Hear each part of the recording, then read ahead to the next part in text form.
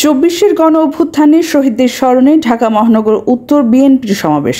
বিস্তারিত দেখুন প্রতিনিধি মোহাম্মদ আলামিন সরকারের পাঠানো তথ্য ও ভিডিওতে। বাংলাদেশ জাতীয়তাবাদী দল 1990 সালে 24-এর গণ অভ্যুত্থানে শহীদদের স্মরণে এক বিশাল সমাবেশের আয়োজন করে। জুলাই আগস্ট আন্দোলনের অন্যতম সূতিকাগার উত্তরা আজমপুরে ঢাকা মহানগর উত্তর বিএনপির উদ্যোগে এই স্মরণ সভা অনুষ্ঠিত হয়। সমাবেশে তুরাগ থানা বিএনপির সাবেক যুবদল নেতা মোহাম্মদ মামুন পারভেজ তন্ময়ের নেতৃত্বে একটি বিশাল মিছিল নিয়ে উপস্থিত হন দলীয় নেতাকর্মীরা। সমাবেশে বক্তব্য রাখেন জুলাই আগস্ট আন্দোলনের শহীদ মুগ্ধর পিতা। অনুষ্ঠানের প্রধান অতিথি হিসেবে উপস্থিত ছিলেন বিএনপির মহাসচিব মির্জা ফখরুল ইসলাম আলমগীর। সভাপতিত্ব করেন ঢাকা মহানগর উত্তর বিএনপির আহ্বায়ক আমিনুল হক।